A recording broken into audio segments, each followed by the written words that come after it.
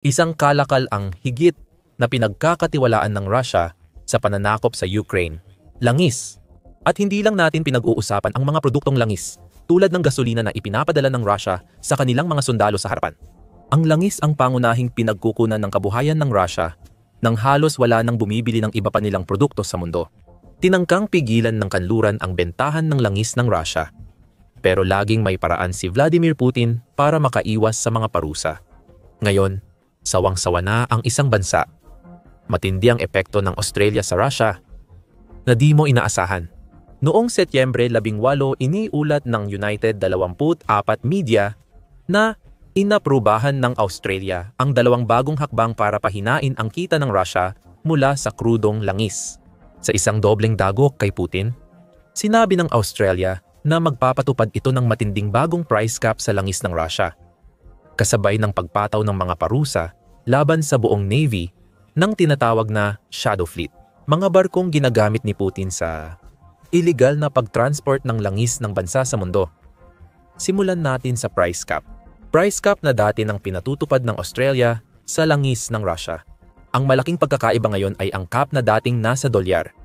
60 kada bariles ng langis ay ibababa na ngayon sa dolyar. 47.60 kada bariles.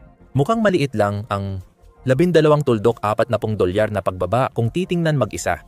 Pero dahil sa laki ng benta ng langis ng Rusya, ang simpleng hakbang na ito ay may potensyal na magdulot kay Putin ng pagkalugi ng bilyon-bilyong dolyar na ginagamit niya para pondohan ang kanyang makinarya ng digmaan.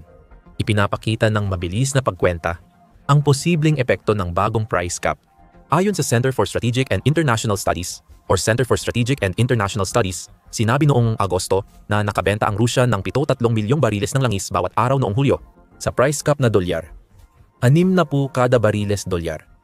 438 milyon ang daily sales ng langis. Sa bagong price cap na ipinatupad, bumaba ang halagang iyon sa 300 at 47.48 milyon kada araw.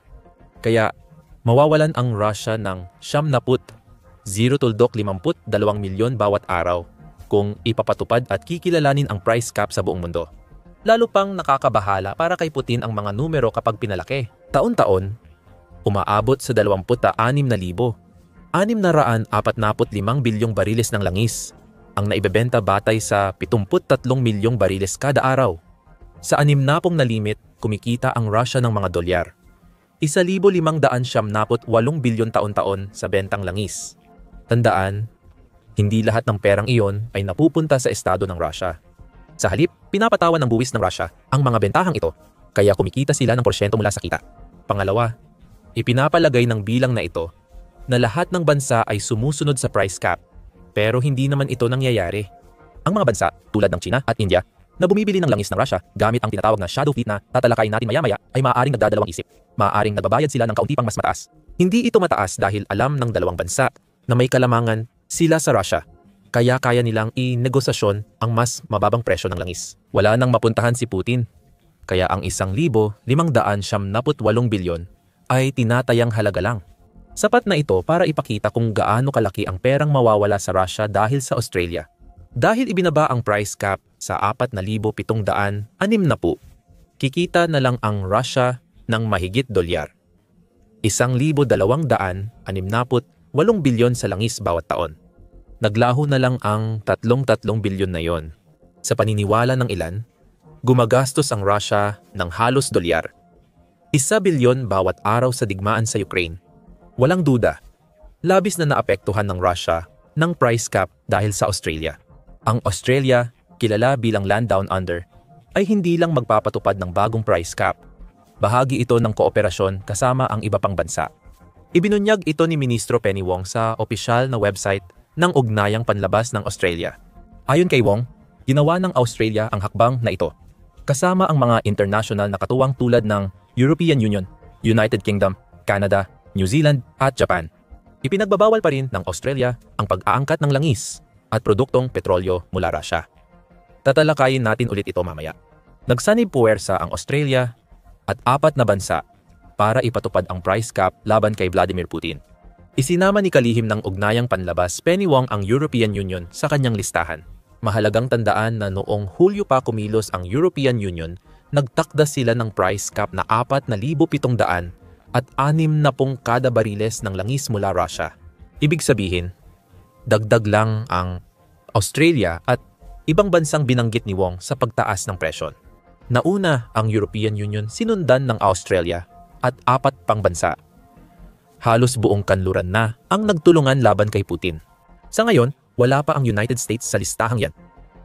Sinabi ni P Global noong Hunyo na malabong ibaba ng United States ang sarili nitong price cap mula sa $60 kung saan ito kasalukuyang nakapwesto. Pero nariyan ang option at ngayong ginagawa na ito ng napakaraming iba pang mga bansa sa kanluran, maaaring magpasya si Pangulong Donald Trump ng United States na may pagkakataon siyang lalong pahirapan si Putin sa pamamagitan ng pagsunod sa yapak ng mga kaalyado ng Amerika. May maliit na paalala sa lahat ng ito. At ito ay lumalabas sa anyo ng isang bagay na binanggit ni Wong sa kanyang pahayag. Tama si Ministro ng Ugnayang Panlabas ng Australia na sabihin niyon, bawal bumili ng anumang produktong langis mula Russia, mula krudo, hanggang pinong langis gaya ng gasolina. Hindi naging ganoon ka-epektibo ang pagbabawal na iyon. Noong Hulyo, sinabi ng Center for Research on Energy and Clean Air sa Korea na Australia ay patuloy na gumagamit ng langis mula Russia kahit hindi sinasadya. Ayon sa Korea, simula nang ipataw ng G7 ang unang price cap sa langis ng Russia noong Pebrero 2000 at 23 hanggang Hunyo 2025. Dolyar. 64 bilyon ang ginastos ng Australia sa langis mula sa 3 refinery sa India. Nakakagulat na lahat ng 3 refinery ay gumagamit ng krudong langis mula Russia para sa mga produktong binibili ng Australia. Hindi lahat ng dolyar, 64 bilyon ay galing sa langis ng Russia. Tinataya ng Korea na mga dolyar, 25 bilyon sa mga produktong binili ng Australia ay mula sa krudong langis ng Russia. Nakakabahala ang numerong ito. Nagpadala na ang Australia ng dolyar, 109 bilyon sa Ukraine. Ibig sabihin, technical na mas malaki pa ang ginagastos nito sa langis ng Russia sa pamamagitan ng proxy kaysa sa naibigay nito sa Ukraine para sa militar at makataong tulong. Hindi namin ito binabanggit para sabihing hindi tapat ang Australia sa pagbabawal nito ng langis o sa bago nitong desisyon na higpitan pa ang presyo ng langis ng Russia. Ang punto namin ay ang pinagmulan ng mga produktong langis na binibili ng bansa ay parang minahan ng maling impormasyon mula sa Russia. Kahit may mga hakbang laban sa pagbenta ng langis ng Russia, nakakahanap pa rin ito ng paraan para makalusot. Dahil dito, mahirap para sa mga bansang tulad ng Australia ipatupad ang kanilang pagbabawal. Madalas nahahalo ang krudong langis ng Russia sa binibili nilang langis mula ibang bansa. Dito papasok ang pangalawang suntok ng Australia laban sa langis ng Russia. Bukod sa bagong price cap na pwedeng magdulot ng bilyong dolyar na lugi sa Russia mula sa direktang bentahan ng langis, inanunsyo ng Australia na papatawan ng parusa ang karamihan ng shadow fleet ng Russia na ginagamit sa pagpadala ng langis sa mga bansang gaya ng India.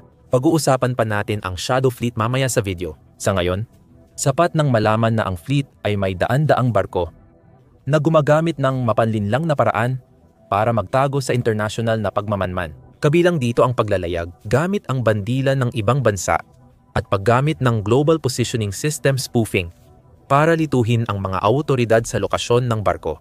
Dahil sa ganitong barko, nakakabili pa rin ng langis mula Russia ang mga bansang tulad ng Australia. Kahit hindi direkta, tinututukan na ng Australia ang shadow fleet. Magpapataw rin ang Australia ng parusa sa 75 pang barko ng Russian shadow fleet, ayon kay Wong.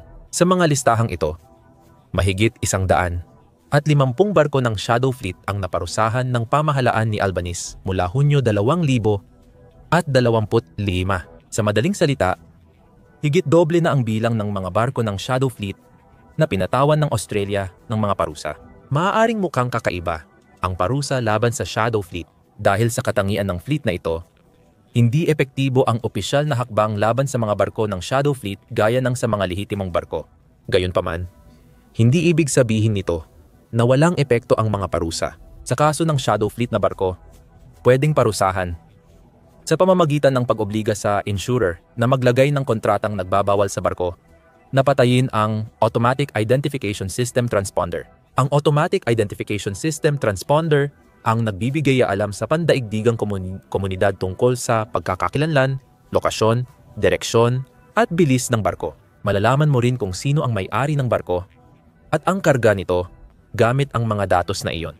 Maraming barko ng Shadow Fleet ay pinapatay ang Automatic Identification System transponders nila. Hindi ito perpektong solusyon, pero kailangan ng Russia gumawa ng mahihirap na desisyon para sa lahat ng barko ng Shadow Fleet nito. Tandaan, ginagawa ng Russia na magmukhang lehitimo ang mga barkong ito sa mabilisang tingin. Kaya nila nilalagay sa ibang bansa ang bandila at nirerehistro ang mga barko roon.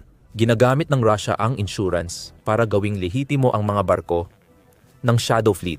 Ibig sabihin, hindi na magagamit ng mga kahina-hinalang barko ng Russia ang paraan ng pag-iwas sa awtoridad na maaaring magdulot ng kumpiskasyon at pagkawala ng kita. Gaya ng sinabi natin, hindi ito perpektong hakbang, pero sa pagkakaroon ng mga parusa laban sa hindi bababa sa 75 barko, nagiging mas hindi maginhawa para sa Russia na gamitin ang mga barkong iyon sa hinaharap.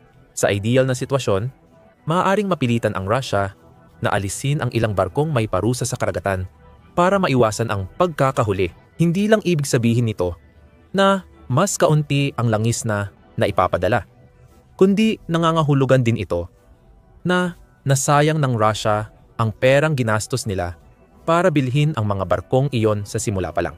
Isama ang bagong price cap para makita kung bakit tinutulungan ng Australia na pahirapan ang Russia sa pinansyal na aspeto. May dagdag pa. Ilang linggo bago iyon, inanunsyo ng Australia ang dobleng suntok kay Putin. Nagpataw din ito ng parusa sa 4 na individual na Ruso dahil sa mga paglabag sa karapatang pantao na ginawa nila sa panahon ng digmaan sa Ukraine. Iniulat ng United 24 Media na pinatawan ng Australia ng bagong parusa ang mga sangkot sa pagsupil ng kalayaang pampulitika sa Russia, kabilang ang mga nanghuhuli ng sumusuporta sa Ukraine laban kay Putin. Naglabas ng pahayag si Wong sa website ng Australian Department of Foreign Affairs tungkol sa pinakabagong mga parusa. Magpapatupad ang pamahalaan ng Australia ng dagdag na pinansyal na parusa at travel ban sa 14 na tao. Ayon kay Wong, sila ang responsable sa pagpigil ng pampulitikang pagpapahayag sa Russia at pagtulong sa ilegal na pananakop sa Ukraine. Patuloy na lumalala ang kalagayan ng karapatang pantao sa Russia na may mararahas na pagsupil na layuning patahimikin ang mga tagapagtanggol ng karapatang pantao at mga tumututol sa digmaan. Ipinahayag ang anunsyo kasabay ng pagkondena sa mga ginagawa ng Russia sa Ukraine. Binigyang diin din ni Wong na may mabigat na parusa na ang Australia laban sa Russia. Ang paketeng iyon ay binubuo na ngayon ng 1,600 na mga parusa kung saan bawat isa ay idinisenyo upang pahinain ang kakayahan ng Russia na pondohan ang digmaang sinimulan nito laban sa Ukraine. Sa kaso ng mga individual na parusa, ang mga pagbabawal sa paglalakbay ay nagkukulong sa mga pinatawan ng parusa sa Russia at ilang iba pang mga bansang hindi pinatawan ng parusa. Madalas nitong pinipigilan silang gumawa o humingi ng mga dayuhang pamumuhunan na maaari nilang magamit para sa kanilang sariling kapakinabangan o ng kanilang bansa. Kahit maliit, bawat tulong laban sa Russia ay mahalaga at may mahigit 1,600 paraan ang Australia. Malaking pinsala sa pananalapi ang dulot nito. Tiyak na masaya ang Ukraine sa price cap at parusa ng Australia. Ng Australia sa Shadow Fleet sa isang post sa X. Nagpasalamat si Andriy Shabil, Ministro ng Ugnayang Panlabas ng Ukraine, sa pamahalaan ng Australia at kay Senador Wong sa kanilang suporta sa Ukraine at international na batas sa pamamagitan ng pagpapababa ng price cap ng langis ng Russia at pagpataw ng mga target na parusa sa 75 Shadow Fleet na barko. Tinutulungan ng Australia na hadlangan ang kakayahan ng Russia na pondohan ang kanilang digmaan at sirain ang pandaigdigang kapayapaan. Ang pahayag na ito, lalo na tungkol sa paghigpit sa pondo ng Russia para sa pananakop sa Ukraine, ay nagtatanong kung gaano kalaki ang epekto nito sa Russia. Natalakay na natin ang mga pangunahing punto, lalo na kung gaano kalaking pera ang mawawala sa Russia dahil sa bagong price cap at kung paano maaring ipatupad ang mga parusa sa mga barkong kabilang sa Shadow Fleet na umiiral upang iwasan ang mga parusa. Ayon kay Mesa, mahalagang ginagawa ito ng Australia kasama ang ibang bansa para pigilan ang agresyon ng Russia kaugnay ng bagong parusa ng Australia. Isipin mo ito bilang kolektibong depensa tulad ng pundasyon ng NATO. Kung Australia lang ang lalaban sa Russia tungkol sa langis, maaaring utusan ni Putin ang pananakot para umatras ang Australia. Pero hindi lang Australia, kundi pati 4 pang bansa at buong European Union. Mas mahirap para sa Russia natakutin ang ganitong pagkakaisang grupo. Kasabay ng grupong iyon, maraming bansa ang patuloy na kumokondena kay Putin sa kanyang mga ginawa. Huwag mo ring maliitin ang epekto ng sama-samang pagkilos sa larangan ng lobbying. Ang pagtutulungan ng mga bansa ay maaaring magpuwersa sa mga international na ahensya na ipatupad ang batas at magdulot ng dagdag na problema sa Rusya. Tungkol ito sa koordinasyon, kaya tama lang na hindi sinusubukan ng Australia gawin lahat mag-isa. Ngayon, balikan natin ang usapan tungkol sa price cap. Ang mga numerong ibinahagi namin kanina sa video ay nagpapakita kung ano ang maaaring makamit ng bagong price cap. Sa isang perpektong mundo, syempre, hindi tayo nabubuhay sa isang perpektong mundo. Hindi pandaigdigan ang price cap dahil ang mga nagpapatupad lang nito ang susunod. Dagdag pa, tulad ng kaso sa Australia, parang walang saysay ang price cap kapag ang bansang nagpapatupad nito ay hindi naman bumibili ng langis mula sa Russia sa simula pa lang. Gayunpaman, mas malamang na ang price cap ang makakasira sa Russia. Nagbigay ang mga may akda ng policy brief mula Harvard Kennedy School na ipinaliwanag ang price cap sa pag-export ng langis ng Russia ng hiwalay na halimbawa. Ayon sa brief, ngayon pa lang nauunawaan ng mundo ang epekto ng price cap sa kita ng langis ng Russia, mga alyansa at kalakalan ng langis. Halimbawa, sa mga buwan bago ito ipinatupad, ipinahiwatig ng mga ulat na ang posibilidad ng price cap ay malamang na nagtulak sa Russia na mag-alok ng krudong langis sa mas mababang presyo sa mga importer sa Indonesia. Isinulat ito bago ipatupad ng ilang kaluraning bansa ang $60 price cap. At ang punto ay nagdudulot ito ng pressure. Alam ng Russia na mapipilitang ibenta ang langis sa mas mababang presyo at na ang bagong hakbang ay nagbibigay ng leverage sa ibang bansa. Nakikinabang ang Indonesia sa pagbili ng murang langis mula Russia na nais agad maibenta ang kanilang produkto. Kahit bago pa ipatupad ang limitasyon, napilitan na ang Russia na magbenta ng mas mura kaysa sa dati nitong presyo. Ngayon, ang limitasyon ay 4,760. Kailangang mas mura pa ang benta ng Russia. Sinabi na natin, alam ng mga bansang bumibili ng langis sa Russia na pwede nilang samantalahin ang desperasyon ni Putin sa pagbenta sa pamamagitan ng pagtawad ng presyo sa bawat bariles. Magiging issue pa rin ang transfer pricing. Ito yung kapag nagdedeklara ang Russia ng isang presyo para sa langis nila, pero mas mataas pala ang aktwal na singil nila pagdating ng langis sa destinasyon nito.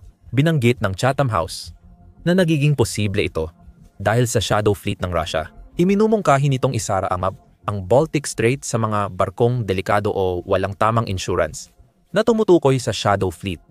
Mahigit 60% ng langis at petrolyo ng Russia ay dumadaan dito papunta sa mga merkado. Ang pagsasara ng nabigasyon para sa mga barko ng shadow fleet ay dapat magbigay daan para maging self-sustaining ang pagpapatupad ng cap. Ayon kay Chatham House, hindi kailangang tuluyang alisin ang transfer pricing kahit hindi ito ganap na mawala. Kung mapipigilan ang mas maraming barko na makalabas ng dagat, hindi nila maihahatid ang kanilang mga kalakal. Tungkol naman sa shadow fleet, anumang magagawa ng Australia para limitahan ang bisa ng fleet na ito ay makakabuti para sa Ukraine.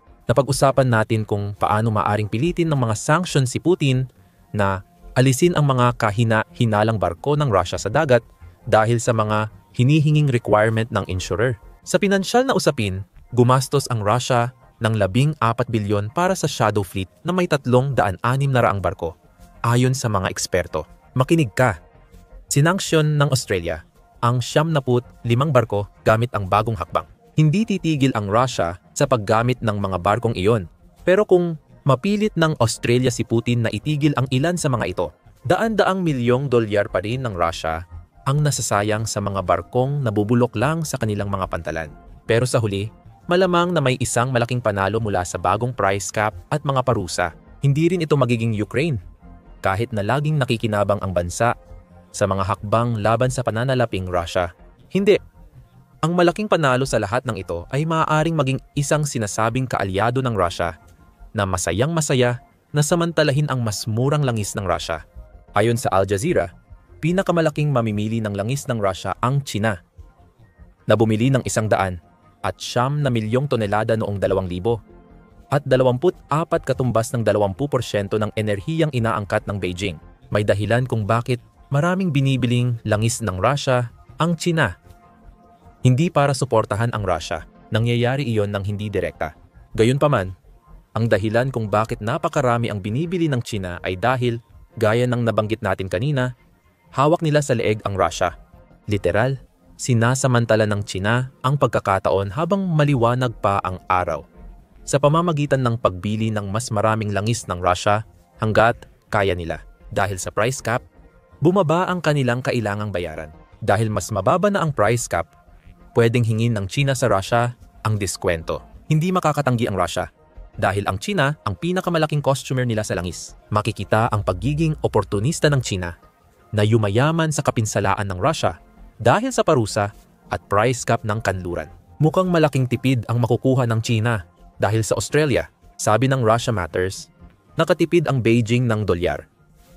16 na bilyon sa langis mula Russia mula Marso 2022 hanggang Hunyo 2024 dahil sa mga paghihigpit ng kanluran sa industriya ng langis ng Russia. Malaki na yang halaga at lalo pang tataas habang pinapahirapan ng mga bansang gaya ng Australia ang Russia na ibenta ang pangunahing produkto nito. Dagdag pa, ang dolyar. 16 na bilyon ay para lang sa opisyal na naitalang benta. Ititigil na rin ang pagbenta ng Russia sa China gamit ang shadow fleet. Kaya posibleng mas mataas pa ng bilyon-bilyong dolyar ang totoong halaga. Sa ideal na mundo, hahanapan ng Australia at kanluran ng paraan na mapigilan ang China sa pagbenepisyo sa paghihirap ng Russia. Kahit hindi mangyari iyon, pareho pa rin ang mangyayari. Ang Australia at ang mga kaalyado nito ay magdudulot ng bilyon-bilyong dolyar na pagkalugi sa Russia dahil sa kanilang mga bagong price cap at parusa. At habang mas maraming parusa ang ipinapataw sa langis ng Russia, direktang hinaharap ng Ukraine ang pinakamahalagang industriya ng Russia. Nasusunog ang St. Petersburg matapos mabigong pigilan ng Russia ang pag-atake ng Ukraine. Alamin ang detalye sa aming video. Huwag kalimutang mag-subscribe sa The Military Show para sa higit pang video tungkol sa pagpigil ng kanluran sa pananakop ni Putin sa Ukraine.